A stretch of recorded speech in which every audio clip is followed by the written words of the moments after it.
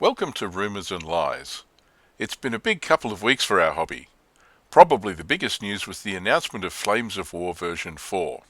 In an interview on What Would Patton Do's Why We Fight podcast, Battlefront's Peter Siminovich said work on the version 4 rules was well advanced and that the expected release date was as close as March 2017.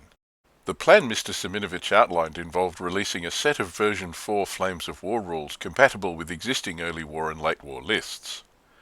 There is still a late war Berlin compilation due out early 2017, and this would complete the late war forces series. After this, the plan is to focus on mid-war, revamping the Desert and Eastern Front lists for this period, and this would include introducing vehicle cards and new force point system to the version 4 rules, similar to those used for Team Yankee. The current system for training and motivation of units will remain unchanged. Mr. Siminovich said one of the main things that the new version would aim to do was simplify the game. He believed that a complex 300-page rulebook could be a barrier to new players, and the planned version 4 rules would be smaller, similar to the hard-covered rule set for Team Yankee. He stressed that the new rules wouldn't just be Team Yankee for World War II, but would be a simpler rule set that still aimed to capture the rich and complex historical flavour of the Second World War. A welcome part of this announcement was that existing players would receive a free copy of the version 4 rules, although whether this would be hard copy or a digital version wasn't made clear.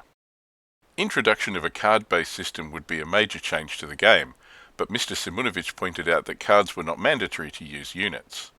The unit stats would be freely available and tools like Forces of War would still be available. There were no details on how players could get vehicle and unit cards for existing units if they wanted them, although the idea of card packs players could buy was mentioned. Mr. Siminovich said Battlefront was keenly aware that radical changes to the game system would be cause for concern to some players, and he invited discussion and feedback on the changes outlined in the announcement. WWPD are hosting a forum, and Mr. Siminovich gave an undertaking to come back for a follow-up interview to discuss the issues raised. The interview lasted for more than an hour, and Mr. Siminovich also announced upcoming Team Yankee-style hardcover books for Fate of a Nation and Vietnam, with new content covering Marine forces in Nam and the 1973 Yom Kippur War in the Arab-Israeli conflict. The possibility of a Bush Wars supplement was also mentioned. A number of Team Yankee releases were indicated, including Canadian and Australian forces. Rather than trying to cover this all here, I recommend you head over to What Would Patton Do and listen to the interview yourself. It was fascinating and talked about many topics, including the plastics production and design process, as well as all the product announcements and future directions for the company. Personally, I was initially concerned when I heard about plans for a new rule set for Flames of War. I've spent a lot of time and effort getting my head around the version 3 rules, but some of the announcements sound interesting, so I'm keeping an open mind. Maybe even some cautious optimism here.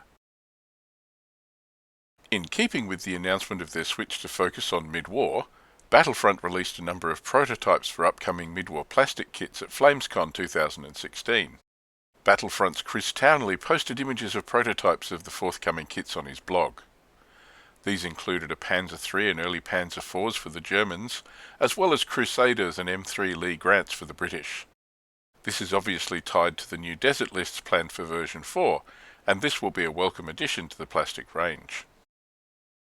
Other plastic prototypes shown off here include a plastic 25-pounder, an answer to the Plastic Soldier Company's latest plastic release, and my personal favourite, universal carriers.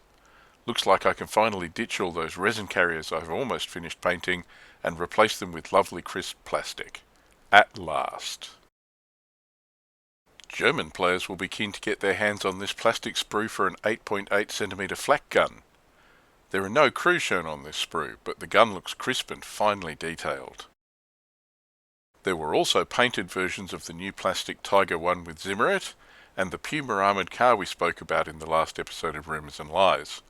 The Puma kit includes optional parts to finish this as several different variants, and sounds like it will have lots of extra parts for my spares box. So it looks like Battlefield intends to support the new mid-war list with lots of options in plastic. Team Yankee players will note images on the blog showing an upcoming resin T-55 tank and BRDM scout cars which can be completed as the anti-air SA-9 Gaskin variant or the Spandrel anti-tank guided missile launch vehicle. In other recent Battlefront releases, the Bulge compilation was released recently, containing 2 books, The Battle of the Bulge for American and British forces, and The Ardennes Offensive for the Germans. The 2 hardcover books in the compilation feature intelligence briefings compiled from Blood, Guts and Glory, Devil's Charge and Nuts, as well as some new content. Allied forces cover American armoured infantry, cavalry, engineers and paratroops, and British armour, infantry and paratroop units. Germans feature Panzer Brigades, Kampfgruppen and Fallschirmjäger units. The 2 books from this set will also be available to buy separately. Coinciding with the release of this compilation are some new Army box sets. These new box sets include a mini Flames of War rulebook and Army book list as well as the miniatures. The Americans get Patton's Eagles, with Armoured Rifle Platoon and Sherman and Pershing tanks as well as the rulebook and the Bridget Remagen Forces book. British get Monty's Hounds with a Rifle Platoon, Comet tanks and a rulebook and Nachtjäger, while the Germans get Rommel's Wolves with Panthers and Jag Panthers along with Panzer Grenadiers, a rulebook and Desperate Measures. Team Yankee saw the recent release of the British forces, including the Iron Maiden rulebook and box sets for Chieftain tanks, APCs, Lynx helicopters and more, with follow-up releases planned to round out the British artillery and reconnaissance forces. Battlefront hasn't been the only activity this month, however. A few gems from Zvezda have seen the light of day. German players have snapped up the 15mm plastic King Tiger. Mine has just arrived all the way from Latvia, so I'll post a build review of it soon. Also on sale this month, but I haven't managed to get hold of one yet, is the Sturmtiger. These 2 Zvezda kits are the only versions of these vehicles in plastic, so they're sure to be popular. The Sturmtiger is an odd choice for plastic as this is a rare vehicle, but Zvezda are renowned for picking obscure as well as well-known subjects for their 1/100 plastic range. Russian players also had some joy with the release of the ISU-152. This IS tank-based version of the massive assault gun complements the SU-152 based on the KV tank series that Zvezda released just a few weeks ago.